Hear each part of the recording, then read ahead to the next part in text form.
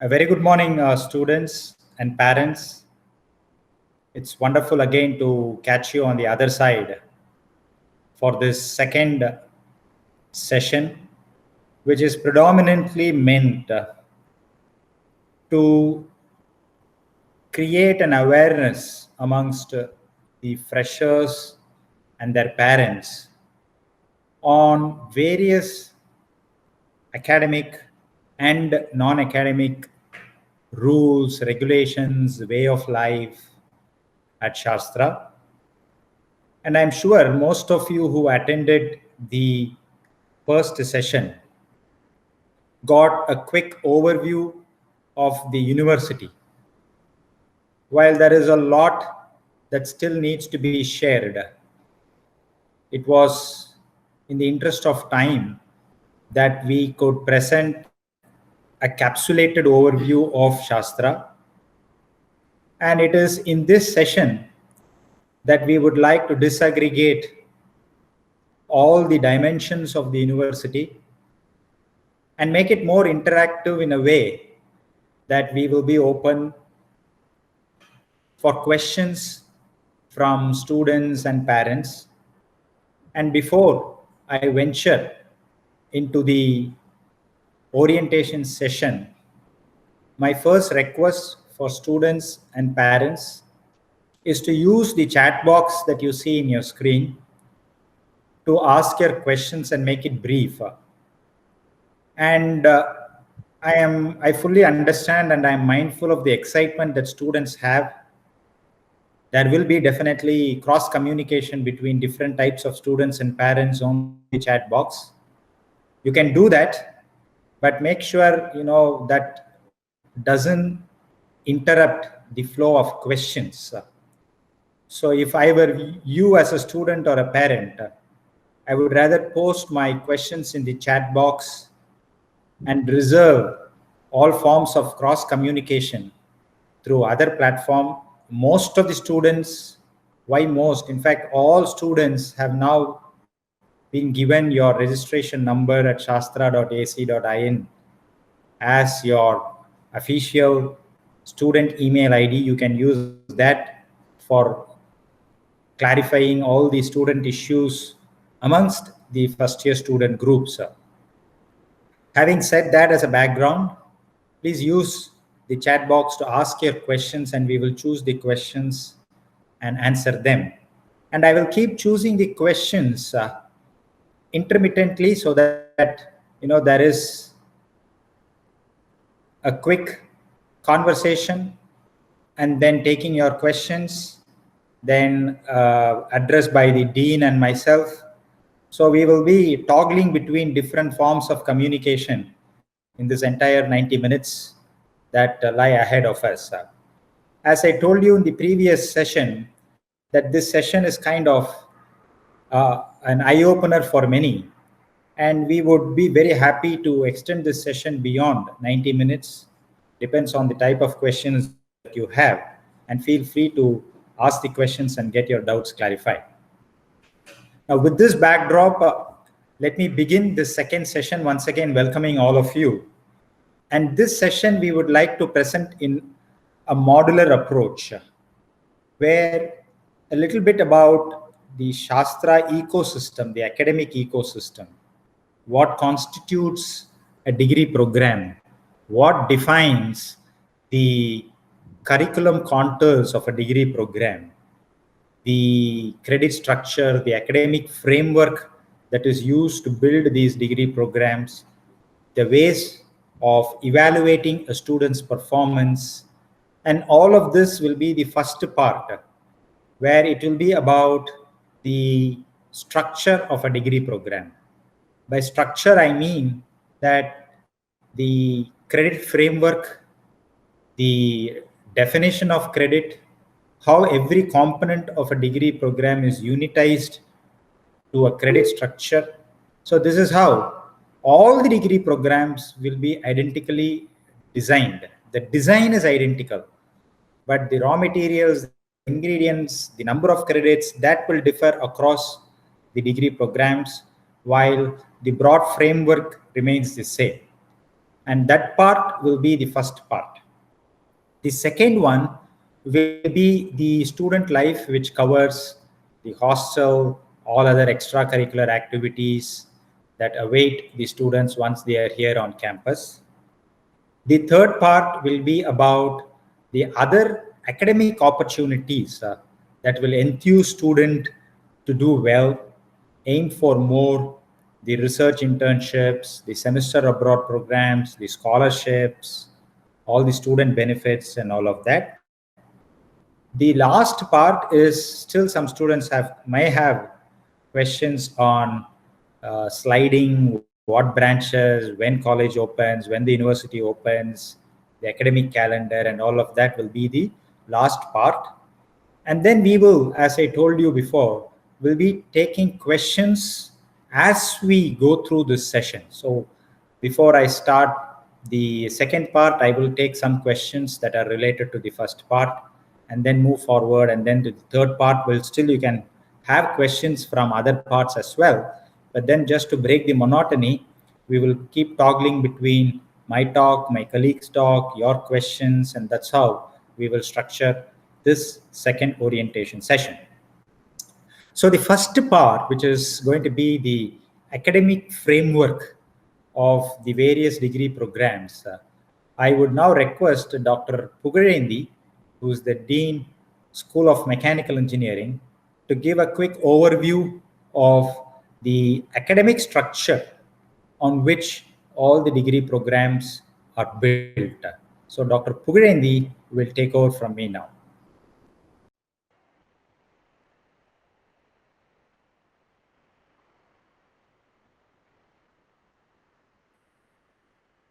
Good morning, all of you. Am I audible? A very good morning to students as well as the proud parents. I also join our VC in welcoming all of you to this second session of this orientation, in particular and in general to the Sastra family. Well, you have been successful in securing your admission into this institution. We want you to be successful throughout your journey within this institution, and also we want you to exit the institution with flying colors and also lead a successful life. So success is a journey, it's not a destination, though you have first met your very first destination. The vast majority of the students whom I am addressing now belong to the undergraduate programs. So except those who have secured admission for the postgraduate programs of Sastra, you have all come from +2, which means you are transiting from your annual study mode to a semester-based study mode into this university's curriculum. So I'll broadly talk about the academic framework and how we have designed it for you so that you know the rules of the game, and it is better for you to play the game according to the rules, which is for the benefit of all the stakeholders, primarily for the students first, the parents, and also the institution's administrators. The parents are not merely the spectators to enjoy the game, they are also very important stakeholders. Therefore, it is important to know the rules of this particular journey, the learning journey that I mean. Except for the beginning of this particular semester where we have got a slight disturbance because of COVID, otherwise we will have every year split into 2 semesters, each semester having 75 working days, and we would always have the academic calendar displayed in our website well before the commencement of the first working day. And there is an exception only now because of the COVID disturbance, and it is still fluid. As I told, we will have 2 semesters every year, and each semester will have a minimum of 75 working days. And as the Vice Chancellor earlier mentioned, for over 20 years, 2 decades, Sastra has been following the choice-based credit system. By credit, what we mean here is what the students are going to earn through their learning. If we have a theory period, 1 period per week for 15 weeks effective in a semester, and that is given as 1 credit. And if we have 2 periods for a practical course, again for 15 weeks of a semester, that is also given 1 credit. So we do have majority of our core courses having 4 credits, majority of our practical courses having 1 credit, which means 2 periods per week classes, and rarely some 5 credit courses are also being offered in School of Law, Management, and so on. We also have flexibility in this curriculum, as the name carries, choice-based credit system.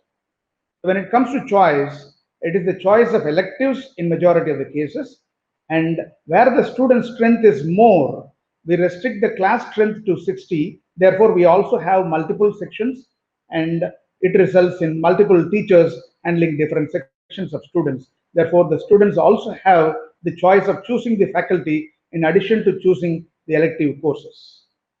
Predominantly for all undergraduate programs, the first semester or first 2 semesters will not have choices, so the curriculum is already stipulated for the students. But in the higher semesters, apart from electives, we also have the flexibility in terms of project-based learning or research credits. So the progress is designed in such a way that we have the journey designed in a dynamic manner. Every year, if there is any change that is required, the change is also facilitated and made known to all stakeholders, the students and the parents, well in advance. And we keep fine-tuning and tweaking as and when need arises with the approval of the academic council, which meets twice a year. And that is broadly about the academic framework, which is common for all programs: engineering, law, arts, science, humanities, management, and education. So all the programs have semesters, all the programs have choice-based credit systems. Well, the learning needs to be assessed because the university provides a certificate and the students earn the degree with the classifications, and they go out to pursue their career either by seeking employment or by practicing their own professions. So what we want you to know is that except for this online semester, the learning here in this university setup is going to be ensured by proper attendance in class. Therefore, for all the programs, we want our students to maintain a minimum of 80% attendance, though we wish the attendance is around 100%, if not always 100% for all students. Above 90% is what is expected, but for some contingencies, we say that 80% attendance is minimum to be maintained by all students, and for any health reasons or medical grounds, a 5% continuation is available for students of all programs. And parents can view the attendance percentage of students through parent web interface, about which we'll be making a mention later on.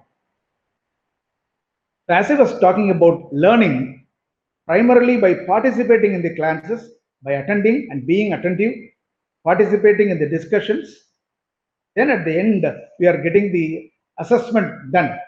What we do here is 50% of the learning assessment is done when the semester is in progress through continuous assessment, through cycle tests, and 50% weightage is given for the end semester assessment.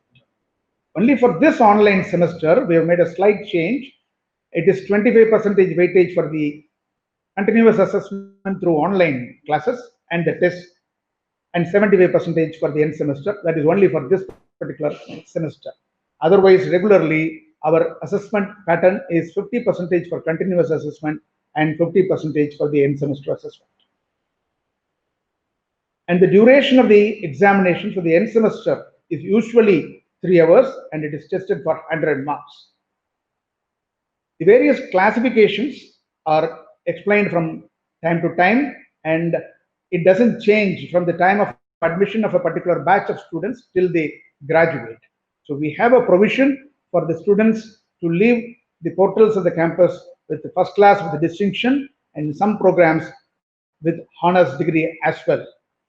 Usually 60% in the colloquial language, and CGPA, cumulative grade point average of 6 and above within the stipulated period of study if the students earn all the required credits by way of collecting the credits, earning the credits by undergoing all the core courses and the required elective courses and also projects in some programs.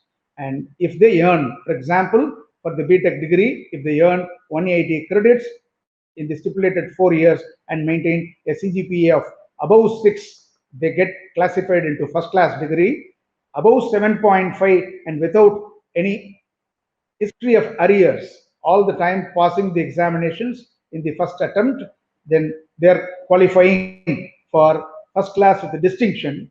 And such students who are eligible for first class with a distinction are also allowed to go through additional 5 courses from semester 4 onwards for earning additional 20 credits to get the honors degree as well in engineering program.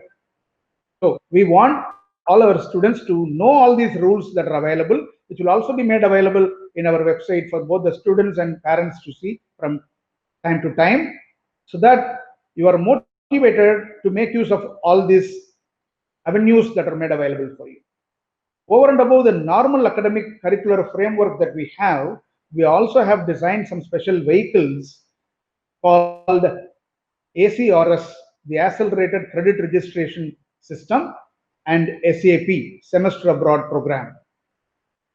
ACRS is for the students who are academically motivated and who are performing or capable of taking up some additional loads apart from the regular semester load from their 4th semester onwards, having proved their mettle in the first 3 semesters, having been in the bracket of 7.5 CGPA and semester grade point average in every semester continuously, consistently, they will be allowed to register for one additional course either in the campus in the evening or using the MOOC platforms which we declare for every semester as the case may be. And the students will be doing one additional course per semester so that they complete all the theory or coursework based credit earning well before the entire stipulated period of their study. So the entire last semester of their study, whether it is for BTech or MTech, they can devote for project, quality time and a quality project in an atmosphere of either industry or research ambience within India or abroad also. So we facilitate all these things. So we want both the students and the parents to be aware of such vehicles designed for students to make use of all this. So when we say rules, it is not the rules which are meant for giving some speed breaker or hurdle for students. It is actually to facilitate a speedy progress for you. In order to facilitate the smooth journey, both for students and for parents, we also have an online mentoring in place. So in the first year, 30 students will be attached with one mentor, one faculty. As and when the students come to the respective departments in the 3rd semester, one mentor will be assigned and the same faculty mentor will handhold the student till the student leaves the campus successfully. So that means this mentoring system is with an online portal, which is also part of the parent web interface, and the parents can be in touch with the mentors, know the progress of the students, both the attendance as well as the academic progress in terms of their SGPA, CGPA, the scorecard, and in the unfortunate event of the students having some arrears. Yeah. So the mentoring is done online and parents can have the interface online, not only for this COVID period, throughout the study, but the parents are always welcome to visit the campus. But without visiting campus also, you can know the progress of the students by knowing the attendance as well as the academic progress of the students. And with this, the initial academic framework of the study here is introduced to you. If there are some specific questions, I'll again join the Vice Chancellor later on. As I made a mention at the beginning, success is a journey. Therefore, I want all of you to be careful, serious, and be attentive in these online classes. and once we announce the physical classes here, come to campus and attend, as I made a mention earlier, all the classes, if not all the classes, a minimum attendance of 80% is required to be maintained, and the mentoring website or the link will also show if your attendance is above 80%, it will be in green color. If it is slightly falling below 80 and above 75, it will be in orange, and below 75, it will be red. So it will be giving you an alert both to the student and to the parent, and also the second parents here, the teachers and the specific mentor. So we will definitely take care of you, and your journey will be successful here. Thank you. Yeah, thank you for reminding, sir. I made a mention about the necessity of maintaining the attendance, but I should also tell you that in case if a student falls short of the attendance below 75%, I made a mention about the 5% continuation for medical reasons, but if it is going to be for any reason below 75%, then the student will not be allowed to appear for the examination in that particular semester. The student, he or she, has to appear only when that particular paper is taught again in the next year, which means the student has to redo the semester, which will result in 1 year loss of time. Therefore, attendance is very, very serious. So please be mindful of that. And in a professional setup like this, your participation is going to ensure your learning. Therefore, please make sure that you are attending all the classes in the online semester and subsequently the physical classes. Thank you. Yeah. Thank you, Dr. Pogirendi. Well, that was a very quick snapshot of the academic framework on which the degree programs are designed. And by now, you would have realized the fact that every degree program has a certain number of credits. For example, the BTech has 180 credits, and likewise, different degree programs will have a total number of credits. With BTech having an honors option, the law programs are inherently honors programs, so all the law programs are honors programs, and all other programs will have a definitive credit requirement, which is a minimum credit requirement. For those with an extra appetite for more courses can earn more than the minimum 180 credits for BTech and still log in and get more credits for their course. Before I move to the second part, I've already had a lot of questions coming in.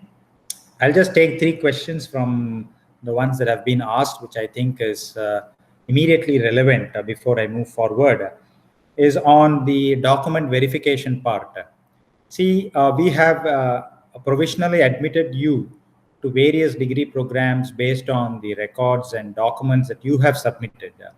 And considering the tough circumstances that is confronting us, we have made it online. We did the document verification based on the soft copies and the data that you have submitted.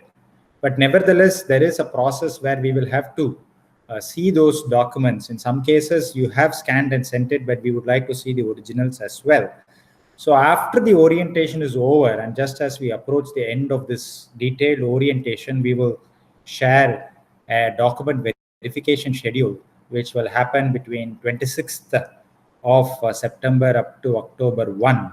And that's when the entire document verification process for all the students will be complete. So you should make sure that you have your documents ready during that time frame so that we can do the document check during your allotted schedule.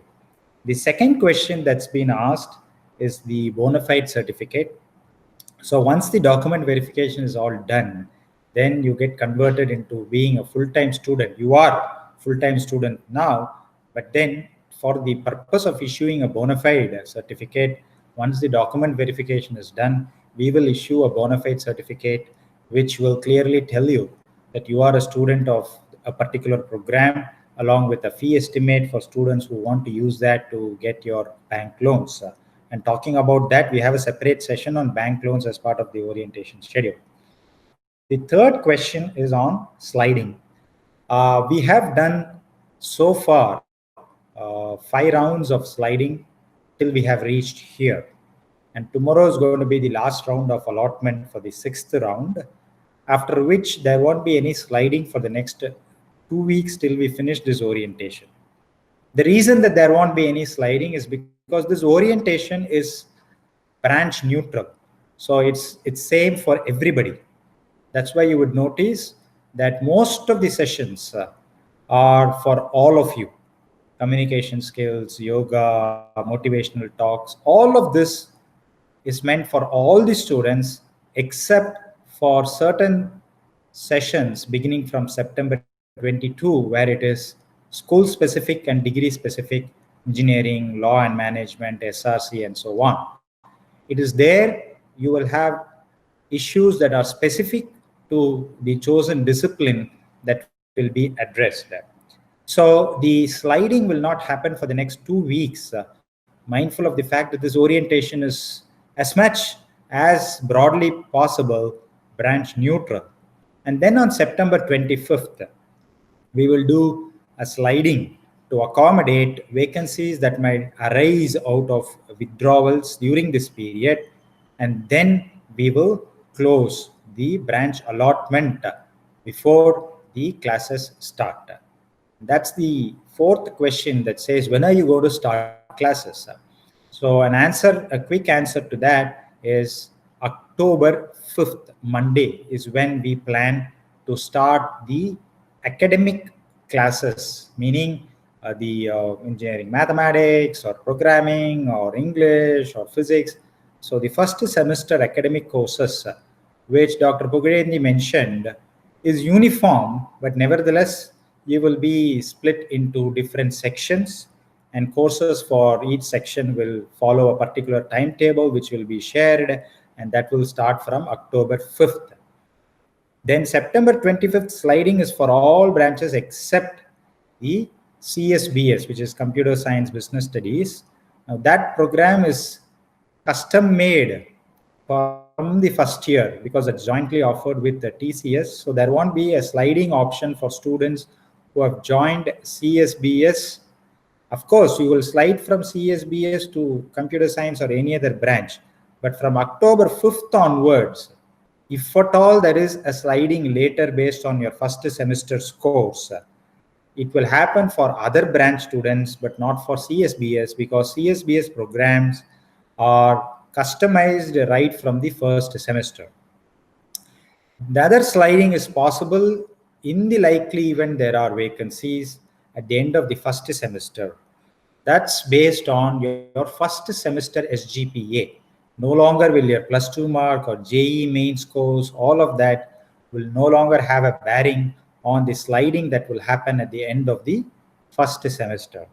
And the last question before I move to the second part is, will JEE main results, the second JEE main results, which is most likely to be declared in a few days from now, will that be factored in the sliding on September 25th?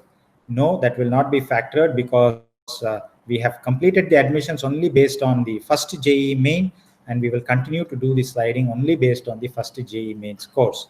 The second JEE main scores will not be an influencing factor in the sliding process.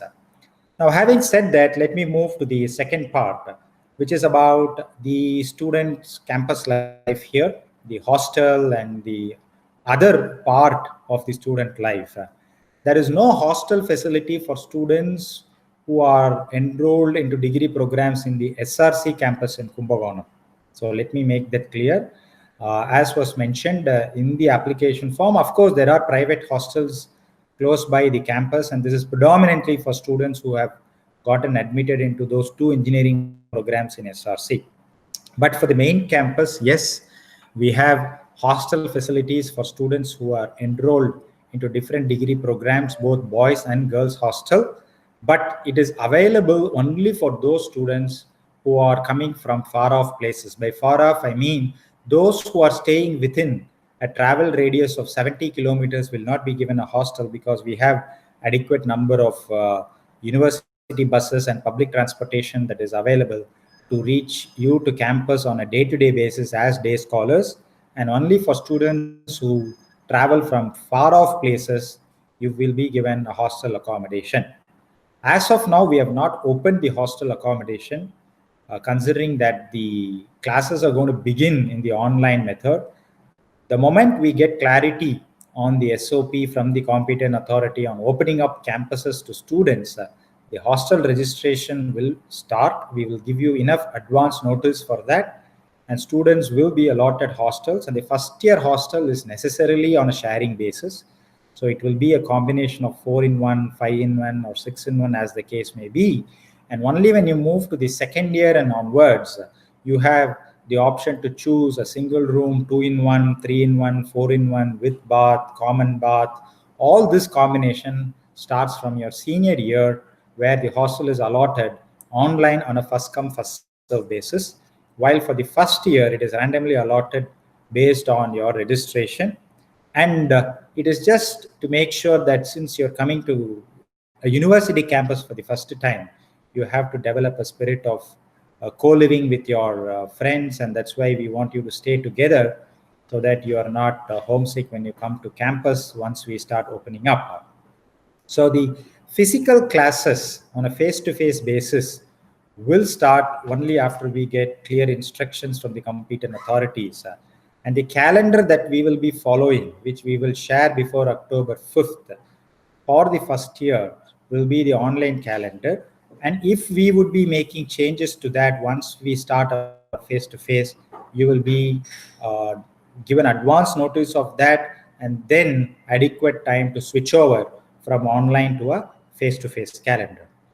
The online classes for those courses for which laboratory is essential, the lab courses alone will happen towards the fag end of the semester, and we hope by then we would have opened up the campuses, and it is only the fag end of the semester that you will be accumulating the lab courses and be done with the set of experiments. Now back to the hostel. Once you're in the hostel rules are designed in such a way that it ensures students safe living, basic hygiene, and considering the time that we are, the post-COVIDian time that you will be entering into the campus, feel rest assured that we will not leave any stone unturned or compromise on any of the safety or hygienic standards that are required for students.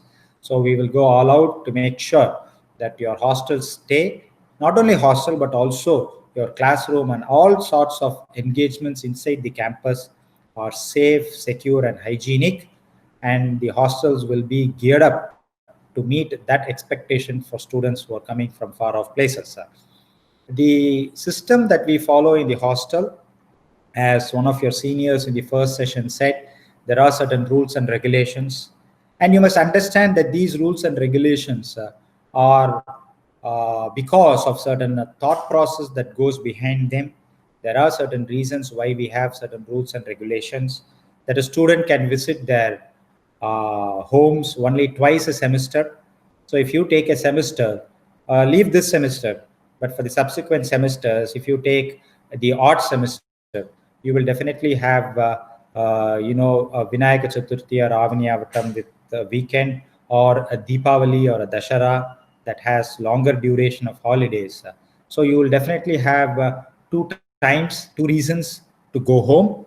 And in addition, you will have two open permission that you can choose whenever you want to go home. So on an average, you will have 4 occasions to visit your places from the hostel in a semester. That we think is enough for students, because for a 5-month period, going home for a maximum of 4 times in our view is enough. In fact, some students just go home only for semester break. So some students have a natural affinity towards our hostel food that they don't want to go home also. So there are some students like that as well. But nevertheless, we give you the option to choose the reasons which we think it should be very genuine, and then go for your weekend visits to home. However, to accommodate any extreme situations, urgent situations, we do give permission for students who have exhausted these 4 options on a case-to-case basis. But that has to be genuine. This is my request that I make every time when I do the orientation. Parents have to be also very honest. You should make genuine requests, because we trust you, and you should also trust the thought process behind the rule making. So don't encourage students to come for, an 80th birthday of a grandfather who passed away 10 years back. So there are students who celebrated that, also printed invitation cards for that. So we do know what's happening in the student's mind, and sometimes even in parents' mind. So in the lighter vein, I said this, but my honest appeal to parents is to cooperate with us, not collude with your wards, to make sure that this hostel permission is genuinely utilized, because you never know that you might fall short of attendance. You go there and you fall sick, you lose days.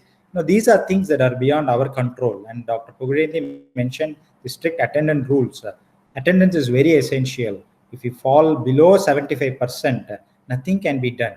Even the academic council or the board of management has no discretion on attendance. And then the hostel fees, the rent, combined first year, it is going to be 6,000 per annum. Your mess fee is on a dividing system. So we don't want you to pay, 20,000 or 30,000 in advance. So as and when every month of your stay in hostel concludes, there will be a dividing system where all the expenses will be shared and divided by the total number of student days. That gives you a per day rate for your best food, and based on the number of days that you were present, you will be charged your mess fee. So this is how it happens on a dividing system. And your hostel room booking in the senior years will be on an online first come first serve basis. This is about hostel. The second thing is about your scholarship schemes. Many students are getting benefited out of the various scholarship initiatives.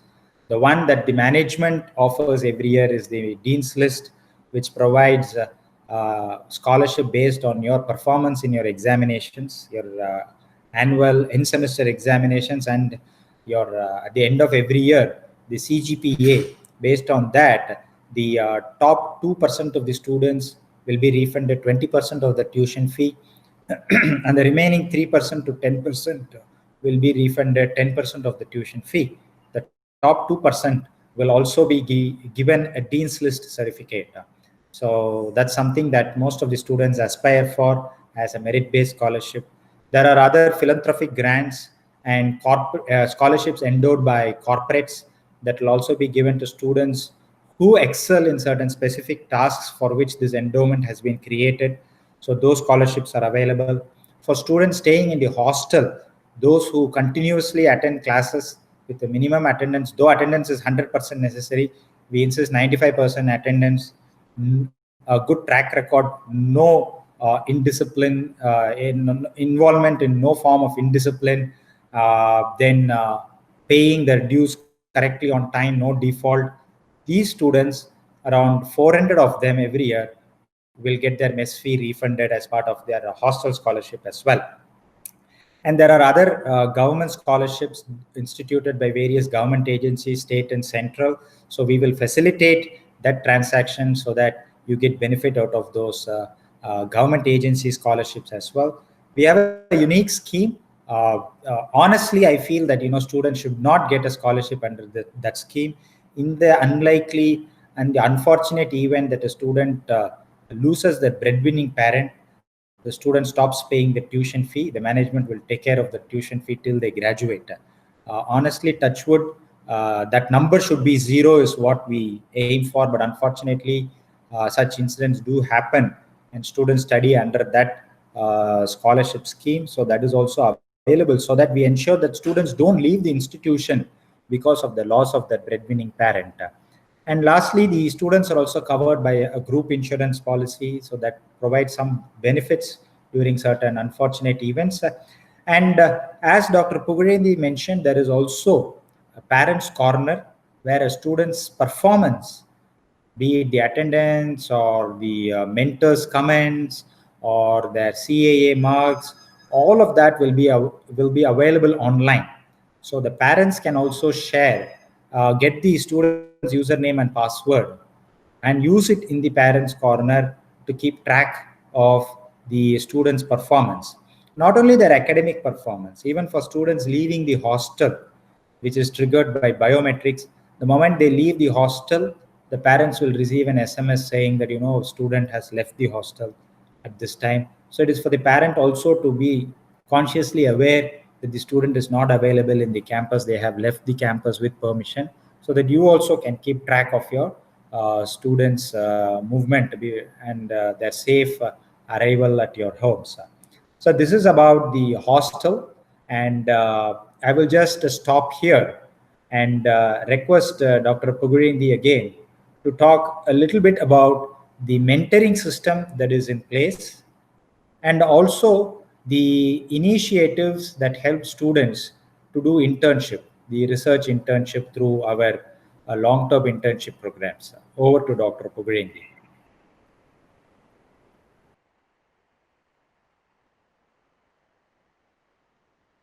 Thank you, sir.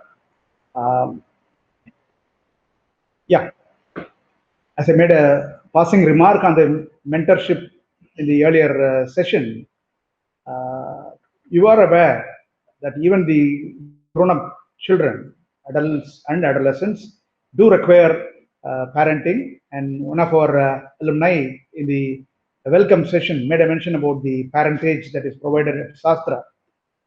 So we do take care through both the traditional method of meeting the student, counseling, and also having a record of online mentoring system. So parents can also physically come here, have an interaction with the teachers, or they can prefer to monitor the progress of the students in terms of their academics, attendance, the continuous internal assessment performance, and in the unfortunate event of some backlogs, number of arrear subjects, etc., through the mentoring system. From the third semester onwards, the mentor continues to be the same, and each mentor will have a group of 20 to 30 students, and they have a separate WhatsApp group, and the parents can get the phone number of the mentor, be in touch with them. This really helps build the relationship and the confidence between the mentor and the students. And it's not only for correcting the students or coercing the students to fall in line. The mentors also identify some of the talents and the potentials that are hidden in students, and then guide them to choose some domains or specialize in certain areas. One of the questions that I received earlier is also, what is an elective? So sometimes mentors also guide the students in choosing a particular set of electives in every semester so as to specialize in a stream, and the students get the advantage. So some of the top performing students get the mentoring in terms of how to shine better, and some of the students who need some parental support are provided the confidence, the counseling, etc. And in the rare event of some professional counseling required, we do have qualified psychology specialists in campus. Two of them are available, and the mentors will recommend sitting with them, and the confidentiality is maintained there. And our online mentoring system also facilitates the communication between the faculty members who are handling the subjects and the mentors. So if they want to talk about the performance of the students, they can post to the mentor, and the mentor keeps record of all that, and mentor posts the meeting records online so that the parents also get to know. That is in general on the mentoring system. And with regard to the SRC students having the opportunity of semester abroad, one query was there from a student. Yes, both the placement opportunities and the semester abroad opportunities for the engineering programs, or for all the programs, whatever we do have in the main campus in Tanjavur, the same set of rules and the vehicles are meant for the Sastra Ramanujan Center in Kumbakonam also. You don't have to have any worry, and some of the courses are offered online from here, and you can have interactions with them, and the placement and the internship opportunities are the same for SRC students also. And one more question was on what is an elective.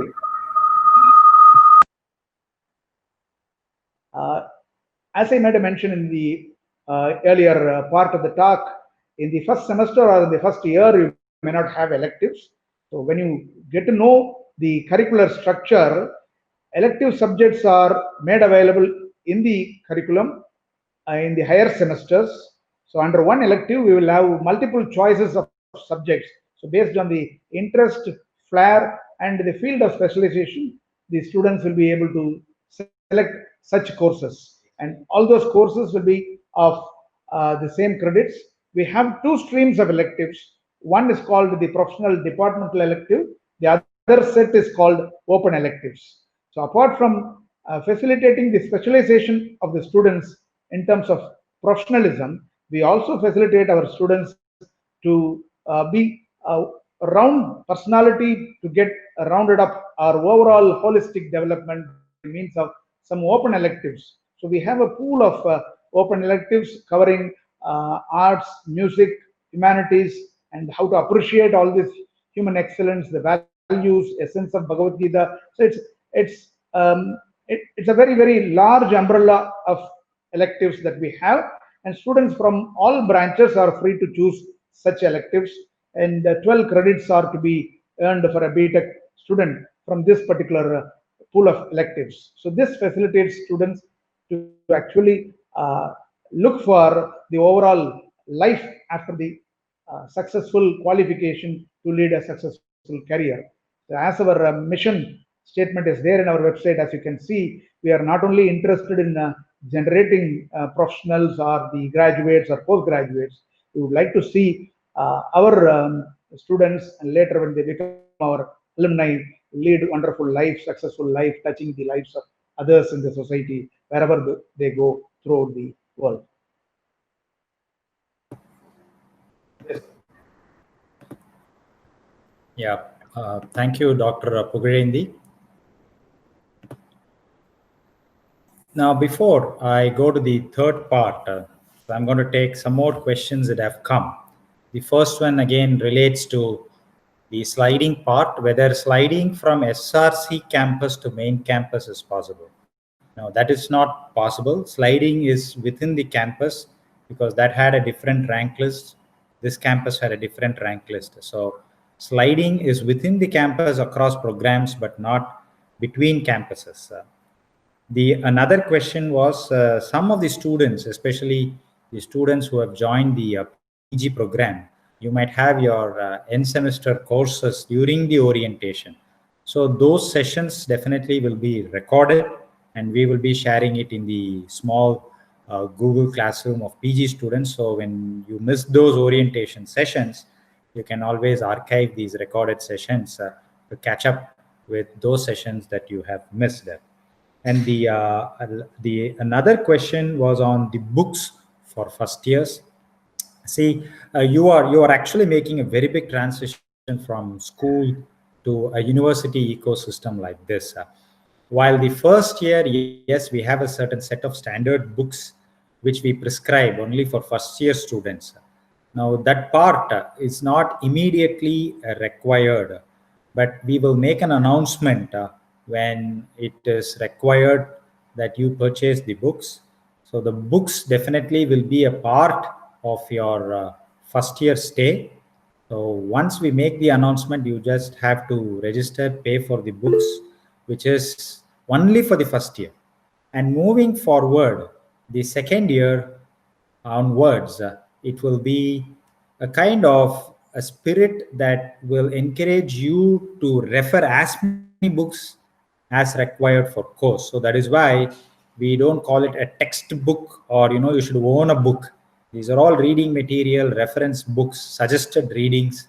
So this is how you mature yourself to somebody who wants to use more than one books as you move in the senior years.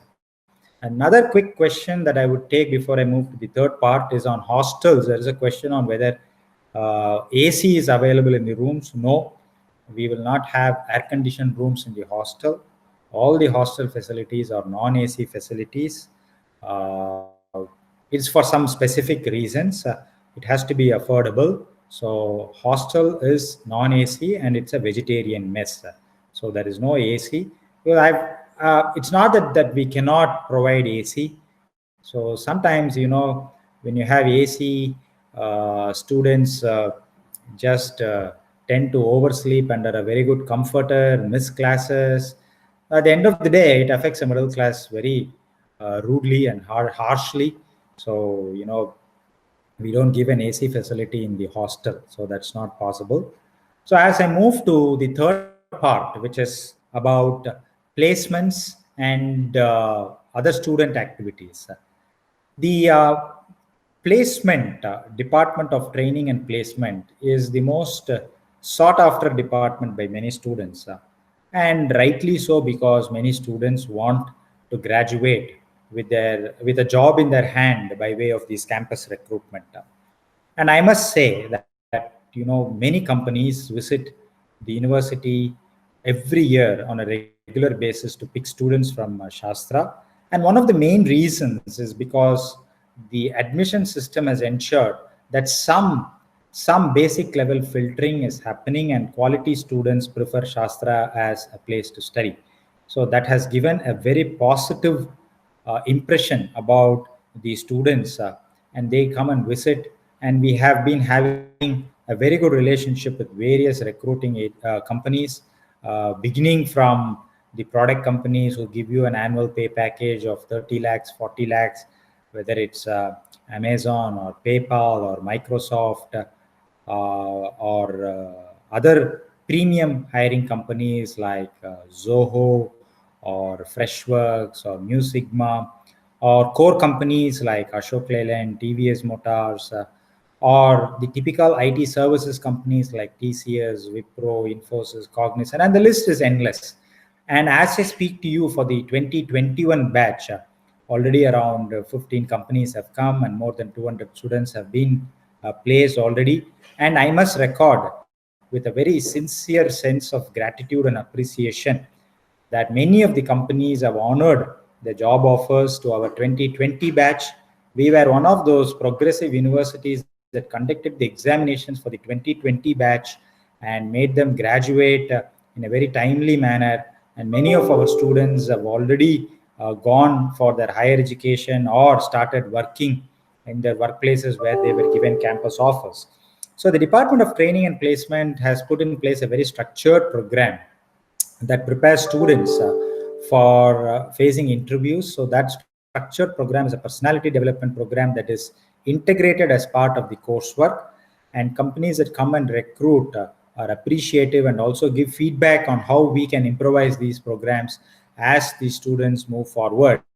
So the Department of Training and Placement is a good interface between the students and prospective recruiters, and brings both of them together by way of campus recruitment, off-campus recruitment, and in some cases, even students who have graduated are still in touch with the Department of Training and Placement. We also help students after their graduation as well.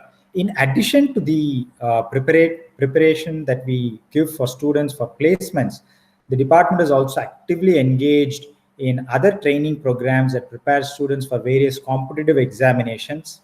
It brings in agencies to offer on-campus training for CAT, GMAT, GATE, and also SAGE, which is Sastra Academy for Growth and Excellence, which is providing training program for various civil services examinations. So that part of the training is also offered. In addition to this, it also facilitates with some of the language experts offering foreign language courses like German or French. These are some foreign, and Japanese also. These are some foreign language courses that we offer to students who have proven track record of English. So in this year, maybe we will consider it in the second semester, where we will give waiver for some students who have demonstrated existing proficiency in English, and instead of English 2, you can take a foreign language in the second year. That's also possible, or foreign language as an open elective in the senior years is also possible.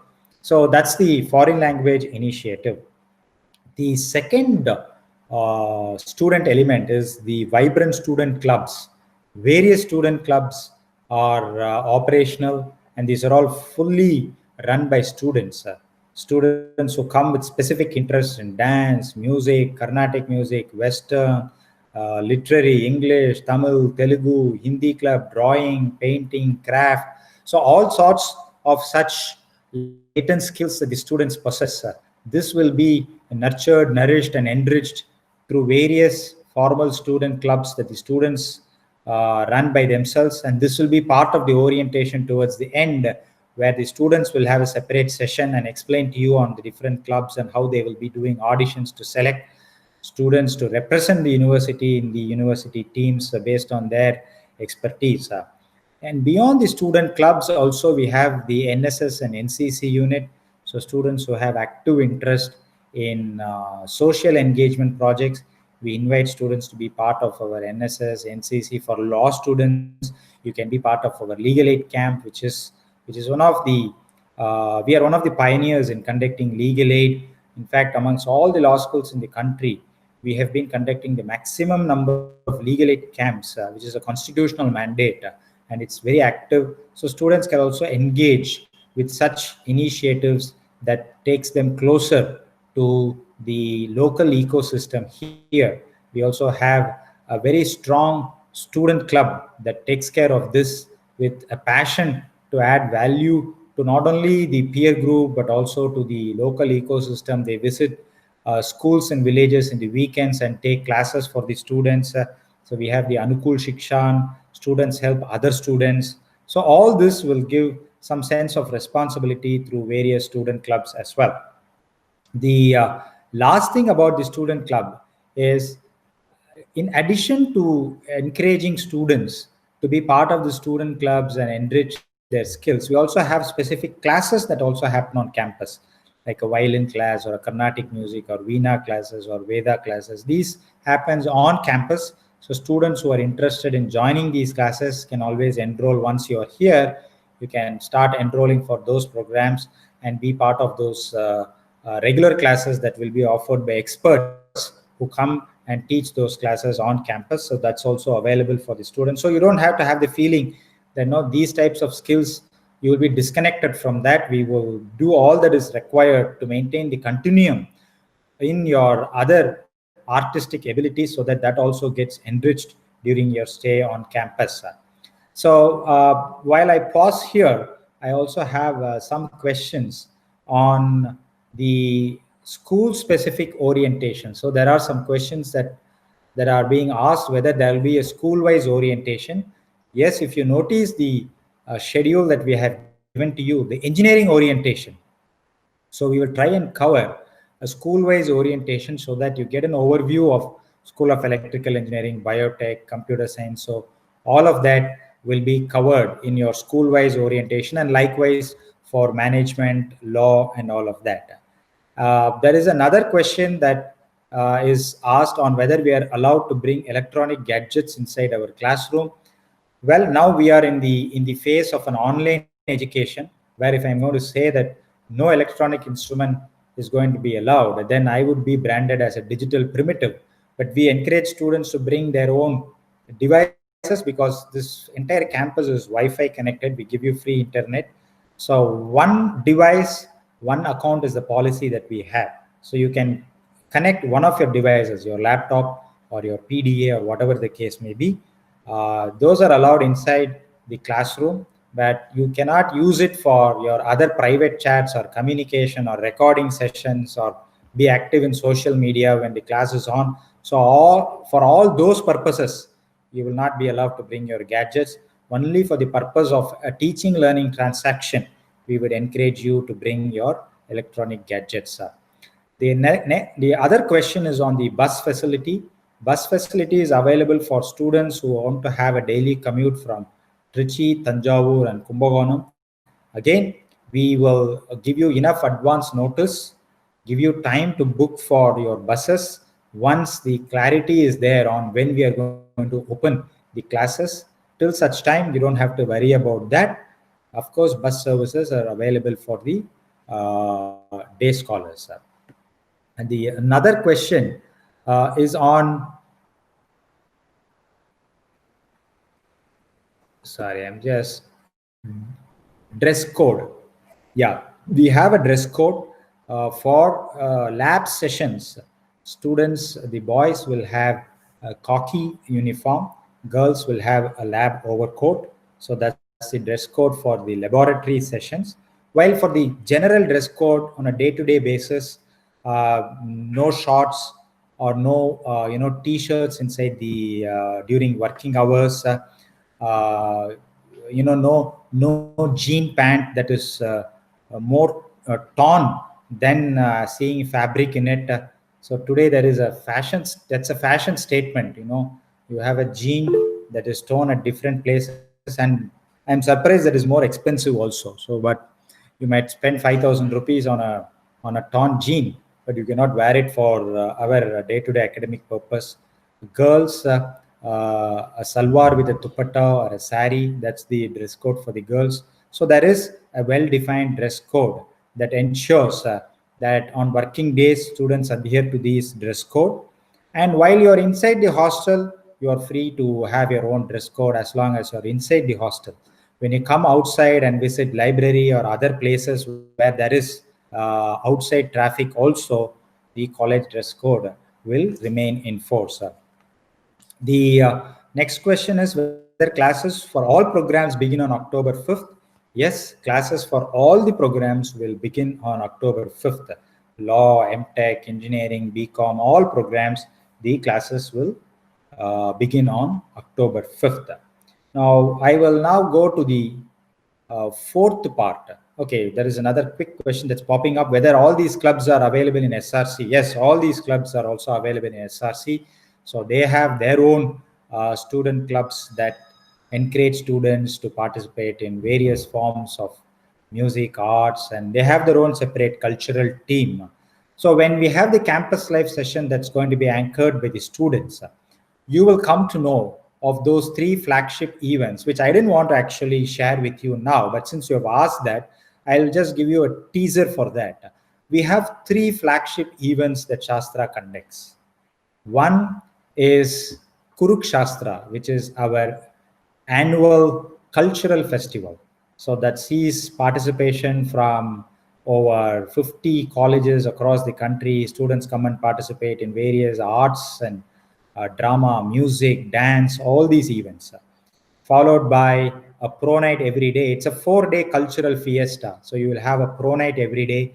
Our host team will be performing. Then you have the likes of, a Shankar Mahadevan or a Karthik or all these stars coming and performing during the pro night. And fun, good food, different other types of entertainment that students will really enjoy. So those are the times where, even if we want students to leave the hostel and go home, these are the times that the students would never want to leave the hostel and stay in the hostel. Those are the times that students will feel there's a hostel food is actually better, not because they are staying in the hostel, because those are the times that we'll have special food canopies serving them with exotic food. But having said that, doesn't mean that our hostel food is not good. Our hostel food is, again, done through professional caterers, and these are the ones who are caterers in all the other leading institutions.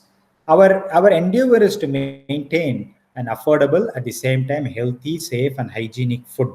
So if you're expecting, a dry fruit rava dosa, you better have it at home or a restaurant occasionally over the weekends, but not on a day-to-day basis in the hostel. But at least a dosa will look like a dosa. Okay, an idli or a uttapam will look like those when you have it in the hostel. So we ensure that it is basically hygienic, safe, and healthy. And talking about hostel also, there is another question on permissions to go out. Yes, you are allowed to go out, especially the boys students and girls students. The boys can go out and come back by 8:30. The girls, you have to come back into the hostel by 6:30 p.m. And on weekends, you can go out and come by 8:30. For girls, we arrange special chartered buses so that you can go for your weekend shopping and return to the hostel safe. So these weekend visits are also allowed for hostel students, but you cannot overstay. But some of the students some of the parents came and asked whether if they visit the campus, they can take their wards and stay in Tanjavur or Trichy. So from last 3 years since this suggestion came, we allow students to stay with their parents, not guardians, only with parents. If they come over a weekend, take them on a Friday night and drop them back on Sunday night. Only on that condition, we allow parents to come over weekends, and that also we allow only one such stay with the parents every semester. Or more than one, it will be your permission to go home gets reduced by one. So that's about the hostel. I just digressed a little to the hostel because I talked about Kurukshastra. The second flagship event is called Daksh, which is our technology event, where a lot of technical events happen that challenge the technical skills of our students. And we have, the tech talks, the Daksh power talks, iconic speakers come and address our students during these Daksh, which again sees the convergence of some of the sharpest minds that put in their creative thoughts in building solutions. The third flagship event is called Colosseum, which is our annual sporting event. So there again, a lot of sports, beginning from bodybuilding to volleyball, tennis, basketball, cricket, soccer, handball, table tennis. So these are the various sporting facilities that are available inside the campus, besides a gymnasium separately for boys and girls. And Colosseum celebrates the sporting spirit at Shastra again, an inter-university, inter-college sporting event. So these are the three flagship events that happen. Besides our Nani Palkiwala tax moot, which is the School of Law's Dutch equivalent, which is the moot court competition that happens every year. So that's their annual flagship event. And we also encourage students to participate in other college events, cultural events, moot court events, and that's a regular feature. We encourage students to participate representing the university team. The other question while I was at this was on whether the dress code is applicable for law students. Yes, the Bar Council of India has specific dress code for the law students, which again we will be sharing with you. A jacket during participation for moot court, or otherwise a white pant and a black trouser, and likewise the same for a white salwar and for the girls, a black pant and a white salwar dupatta for the girl students when they are part of the law school. That's a dress code prescribed by the Bar Council of India. We will be sharing those details as well. Now, I just pause here to move to the last part and then again wrap up the session while I wait for more questions from you. Before that, I thought I will just give a small 2-minute break or 2 to 3 minute break, so that till now I have presented to you certain dimensions of the institution with the hope that I've covered everything. I might have missed something that you would wanted to know. So I'll give this 2-3 minute break for you to just record your questions in the chat so that I can try and pick them, collate them, and answer that as part of the fourth module.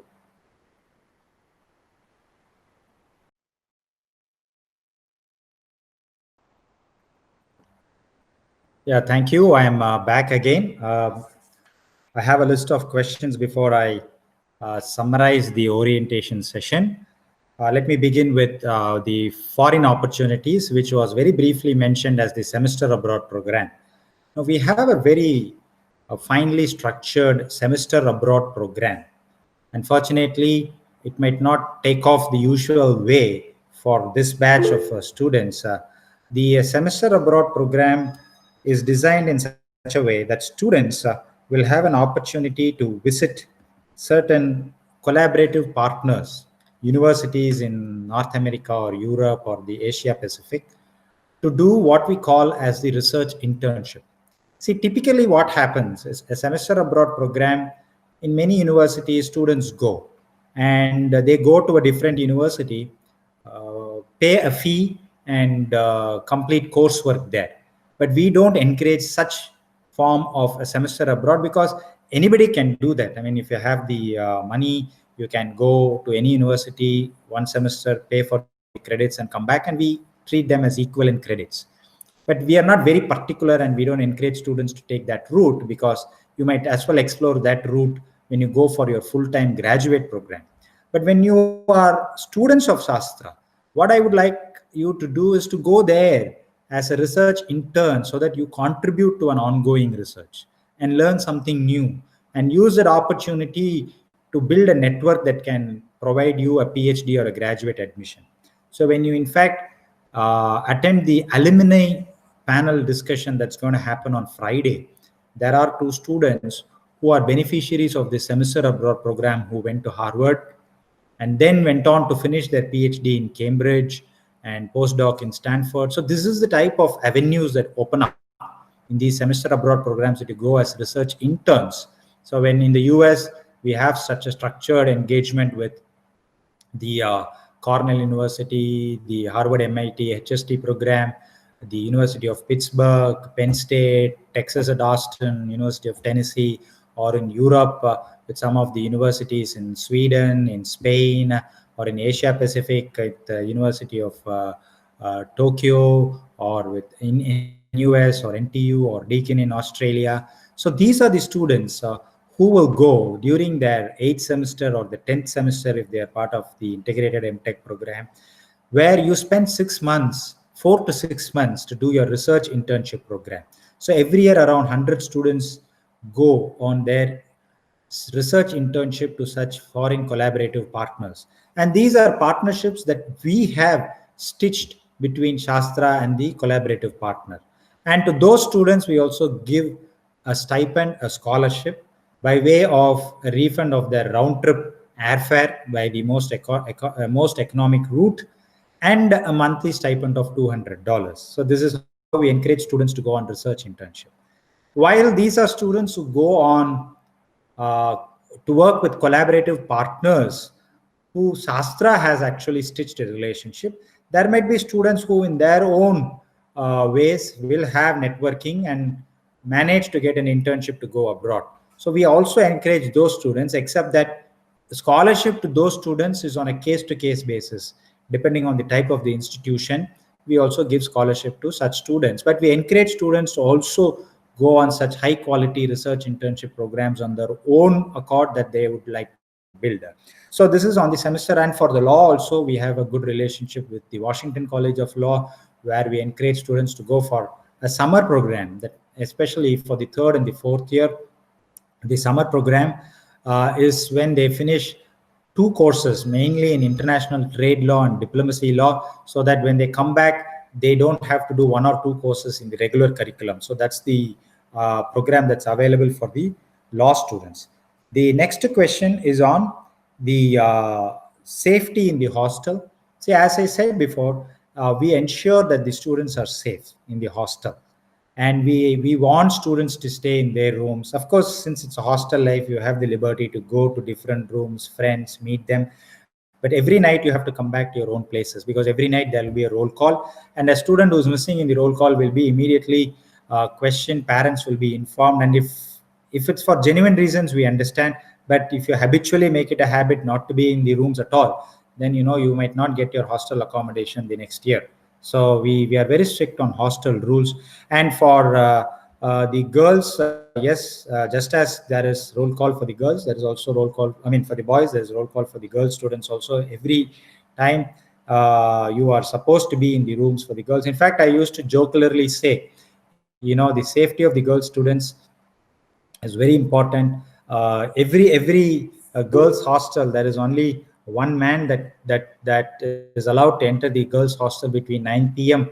and 6 a.m. on the other day. And those are the hugely built Doberman that we have inside the girls hostel, that we let them loose after 9 p.m. They keep circling the hostel between the compound wall and the hostel to make sure, not only to make sure that outsiders don't jump into the compound wall, but in the lighter vein, but also to make sure girls also don't jump the compound wall. So that's the safety of the students is of paramount importance to us. We give maximum safety. The next question is on hospital and medical facilities. We have a campus hospital, a 10-bedded hospital, free medical consultation, not only to our students and faculty, but also to the immediate 5 villages that are our neighborhood villages. So we provide those medical facilities that give them the basic first aid and basic consultation. In the event that you require advanced facilities, we immediately inform the parents and take them to a nearby hospital, so that advanced facilities are available in the private hospitals close by.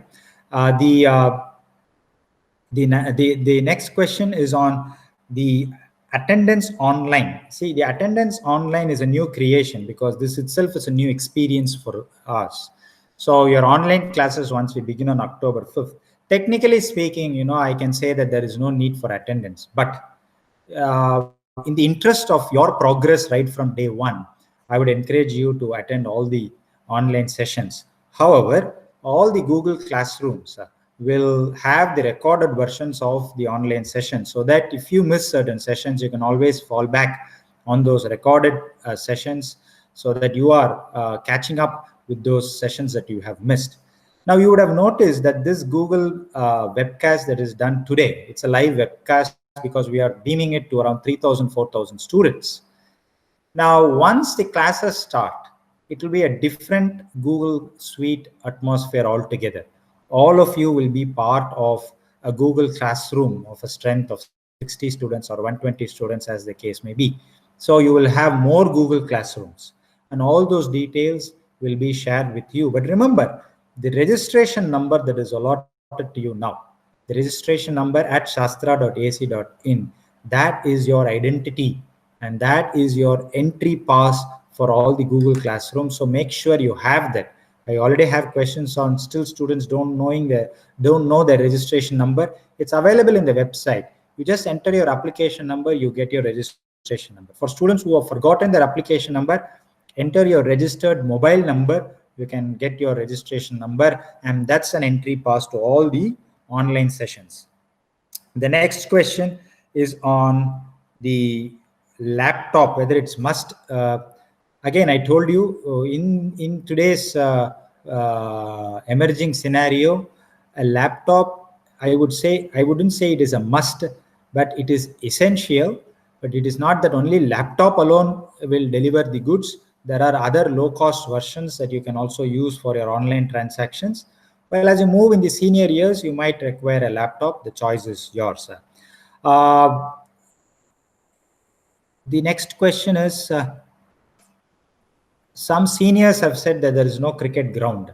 Well, I endorse the statement of the seniors, because once you come back to the campus, you will see that that cricket ground that used to be one is now decorated by a massive building, which is our integrated academic complex. That's one of the finest academic infrastructure that any institution will have.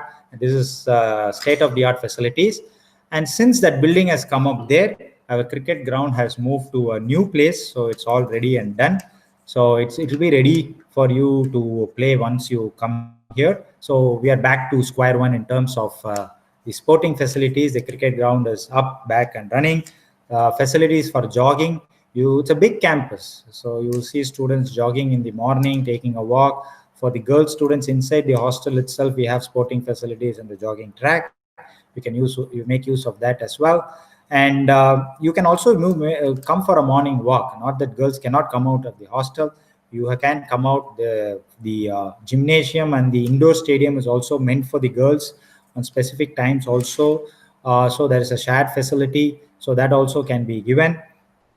The next question is on CS, the course, the CSBS. They wanted some clarity on that. See, that is a course that was designed by TCS, and right from the first semester, it has a specific syllabus. So the moment from October 5th, if you are enrolled into that program, you would have covered a different set of courses, which is different from the other first-year students. And at the end of the first semester, if you are to do a sliding, you will not be eligible to participate in that sliding because you have a different set of courses. So a sliding is available for a CSBS student only on September 25th, and any sliding after that is not available for a CSBS student. And the reverse sliding, if you want to go back to an original choice, again, that will happen on September 25th. Because remember, when on August 1 and 2, when I had mentioned that you have to prioritize your choices, take a lot of time to think on the choices that you want to fill, based on the priorities, because we are only doing an auto sliding based on the priorities that you have entered. So the software does an auto sliding. So a reverse sliding will happen only on September 25th, subject to vacancies. So that again is possible, but only if there is a vacancy. The next question is on class timing. All the classroom sessions online or the physical will happen from 8:45 to 5:15. Each class is 1 hour duration. Lab sessions are 2 hours. In the online sessions, as I mentioned before, you will not be having lab courses, but all theory courses will be 1 hour. But online semester, we are mindful of the infrastructural constraints, the bodily constraints that you will have. So not more than 5 periods per day. 5 itself is a rare, but every day you will have not more than 5. In most of the days you will have only 4 periods of 1 hour each. So that's how we have structured our online timetable. The next is on cycles, bicycles. Yes, I am myself a cycle buff. So you could have asked your seniors. I use my own cycle. So yes, we encourage cycles inside the campus. So when you come here, bring your own cycles. I also love cycles. I give free cycles. We have 300 cycles that I give free to the students, but nothing like owning your own and having it at your own disposal. So have your own cycles. The next question is on departmental store and other thing. Yes, departmental store and canteen is available within the campus. So you have a good choice of food and snacks and different types of canteens on campus, and a bookstore and a department store on campus for your other purchase within the campus. You don't have to go outside. And another question is on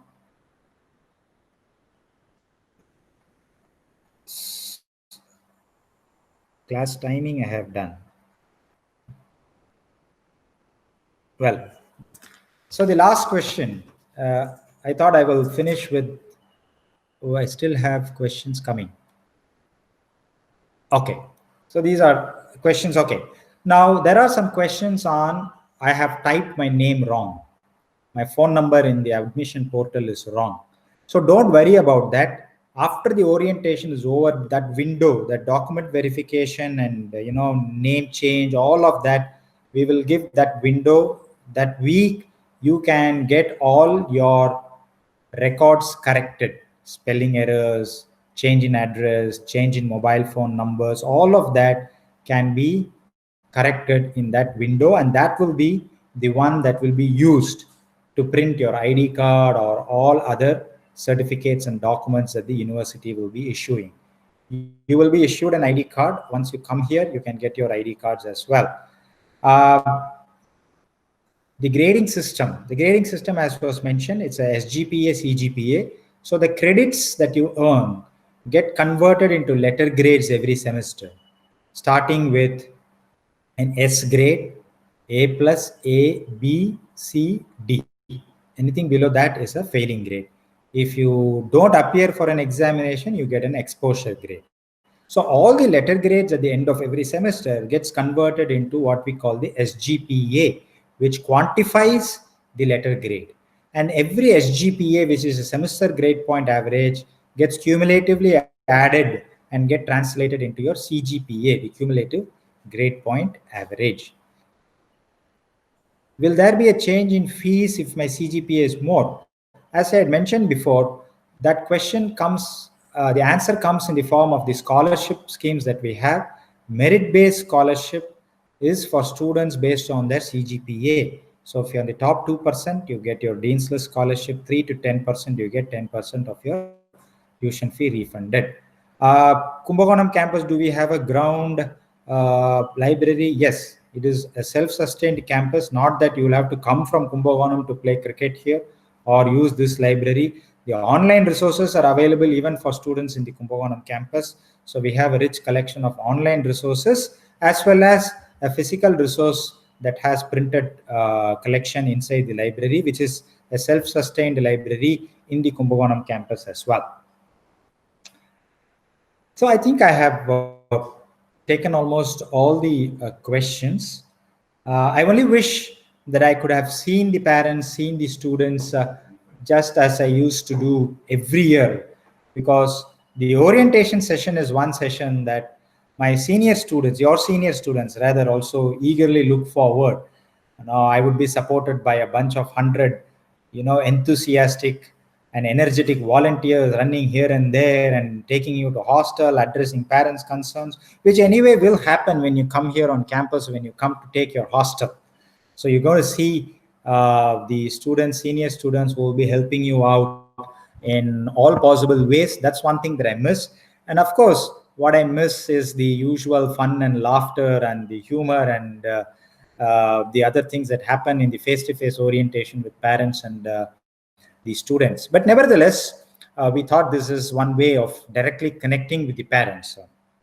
Let me just conclude with one major question that will be occupying the minds of parents and students. And before I go to that, I would invite the parents also to go to attend some of the orientation sessions. Okay, I wouldn't encourage you to go for yoga or communication skills or those orientation sessions, but maybe the alumni panel discussion and a discussion, the motivational talks. If you're there at home, you can just join your watch to just see how these talks happen. The school orientation, in case you want to know more about the programs, these are sessions that the parents can come and join. For the yoga sessions, please watch out for the dress code. We will be putting the dress code, loose pajamas. You please be connected and then have a small private space within your house with a yoga mat. So you will have both theory and practical sessions delivered by Yogacharya Sridharan from the very famous Krishnamacharya Yoga Mandiram.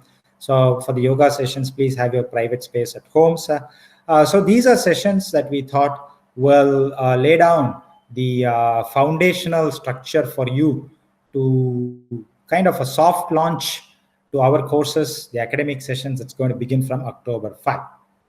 Now to the last part. Some parents will still have the question, well, the JEE main second round scores are yet to come. My one leg here is at Shastra, the other leg is just searching for an NIT or an IIT or law students for a national law school, all of that.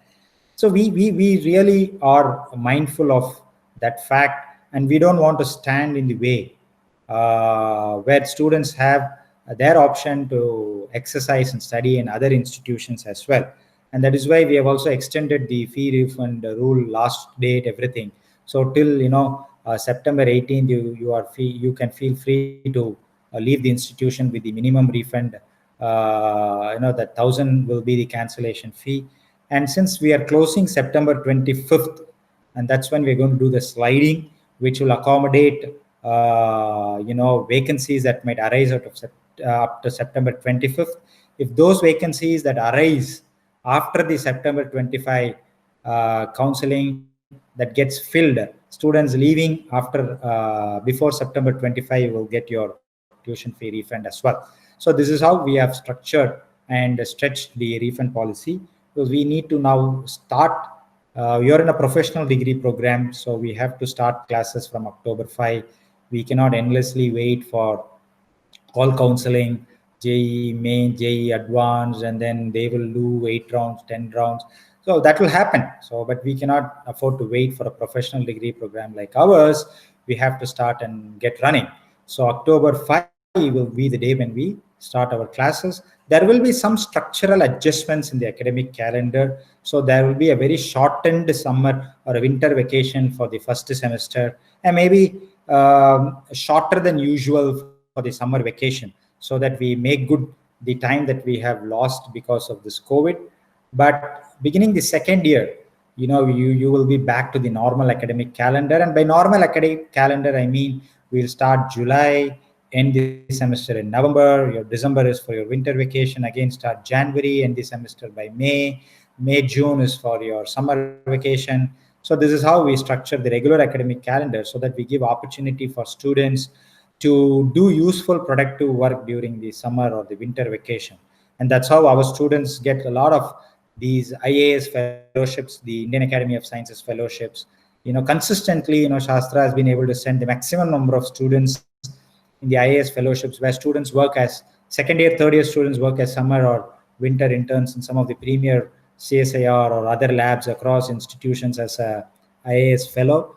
So these are the times that you will use your vacation time to decorate your resume, that will lead to a publication, lead to a good admission in a good university for a postgraduate studies, good employment. So these are opportunities that you will have to look forward to as you enter into the normal physical mode beginning from the second semester. So till such time, it's going to be an online interaction. We are doing our best to make sure that we don't compromise on the teaching, learning inputs. And please feel free to share your feedback, how we can improve this online teaching learning ecosystem. At every regular interval, we will be asking for feedback. So please don't hesitate to give your feedback. And I would want students to attend the classes. There is all these memes going around, especially the Janaki teacher meme that says, it's more these parents who are, but I can understand in school education, but in higher education, I don't think that's necessary. Students are matured themselves, so students have to come online and make sure that you use this opportunity. It's a new learning opportunity. It's a learning opportunity for faculty also, and that's why we have a separate session on online classes. So don't miss that session. That's very important. That will explain to you the various features that are available in Google Classroom and how to make best use of all the functionalities in Google Classroom to make sure that the teaching learning mechanism, though it is online and though very much we would like to be face to face, we don't compromise on the inputs that we need to give to students who are making this huge transition from, a majority of the students making this huge transition from school to higher education. And while you make this transition, let me assure you on behalf of all the faculty and staff at Shastra that we are here to help you out, and we will go all out to make sure that you don't feel the absence of being inside the campus. We will reach out to you in this online method, and definitely moving forward, we will be seeing you soon on campus. Until such time, please enjoy the new learning experience and also give your suggestions and feedback as to how we can better this as we continue this online transaction for the foreseeable future. So with this, I thank all the students and parents who have patiently listened to us. And I am assuming that there are no questions. There is a question on a virtual tour. Yes, that will happen when the students do the orientation session. The students orientation session will have a virtual tour of Shastra, some promo videos on Daksh, Kurukshastra, all of that you will be seeing. So I encourage the parents to also join that session when the students are going to talk about campus life. So you will have a virtual tour of Shastra. So friends, students, parents, and my colleagues who are watching this, thank you very much for your patience, and stay safe, and please join the session for tomorrow. And tomorrow's session is going to be, the first session is on the legacy of Tanjavur. So you need to know the cultural history of Tanjavur. So we have a culture enthusiast and a good historian, Madhusudanan Kalaiselvan, giving a talk on the legacy of Tanjavur. He will cover Tanjavur, Kumbakonam, and Trichy to a certain extent. And the afternoon session is on COVIDian safety and hygiene. So the basic do's and don'ts during these COVID times will be delivered by Dr. Lakshmi Sitaram, a reputed healthcare professional who's been in the thick of action during the COVID times, who will be addressing us from Tokyo. She is again a Shastra well-wisher. So stay tuned for the session tomorrow. And with nothing to add further, I thank you again for your continuous patience, and please do not hesitate to contact us. Thank you very much, and have a safe stay.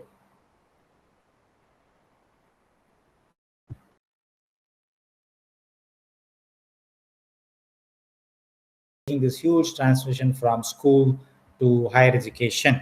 And while you make this transition, let me assure you on behalf of all the faculty and staff at Shastra that we are here to help you out, and we will go all out to make sure that you don't feel the absence of being inside the campus.